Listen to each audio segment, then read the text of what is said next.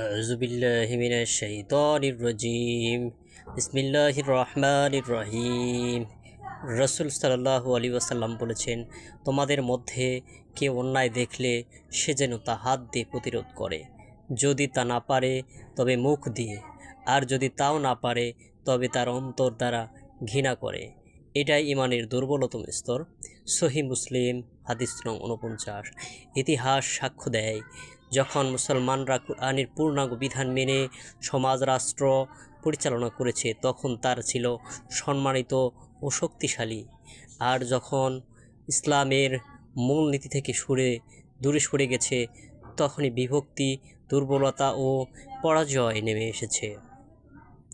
আজ মুসলমানদের সবচেয়ে বড় প্রয়োজন হলো ঐক্য। শিয়া সুন্নি বিভিন্ন মাযহাব ও মতের বিভেদ ভুলে তাওহীদের ভিত্তিতে এক হওয়া, অর্থাৎ লা ইলাহা ইল্লাল্লাহ, আমি আল্লাহর হুকুম বিধান ছাড়া কারো হুকুম বিধান মানি না, এই কথার উপরে ঐক্যবদ্ধ হওয়া।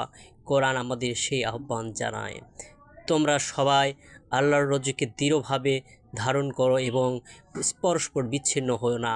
সূরা আল ইমরান ৩ নং সূরার ১০৩ নং আয়াত। সুতরাং আসুন আমরা নিজেদেরকে প্রশ্ন করি, আমরা কি সত্যি আল্লাহর বিধানকে পূর্ণাঙ্গভাবে মানছি, নাকি শুধু নামাজ, রোজা, হজ, যাকাত এগুলো করছি এবং সমাজে রাষ্ট্রে আল্লাহর হুকুম বিধান বাদ দিয়েছি। কিছু মানা আর কিছু না মানা, আল্লাহর দৃষ্টিতে সে হলো শিরিক করল। যদি তা মানি তাহলে পরিবর্তন শুরু হোক আমাদের নিজেদের থেকে। ব্যক্তি জীবন ও সমাজ বিচার ব্যবস্থায় আল্লাহর ন্যায় বিচার প্রতিষ্ঠার চেষ্টাই হতে পারে আমাদের মুক্তির পথ। এই ডাক দীর্ঘ ৩১ বছর ধরে রাজনৈতিক আন্দোলন হিজবুত তৌহিদ দিয়ে যাচ্ছে। তারা বলেছে, হে মুসলমান, শিয়া সুন্নি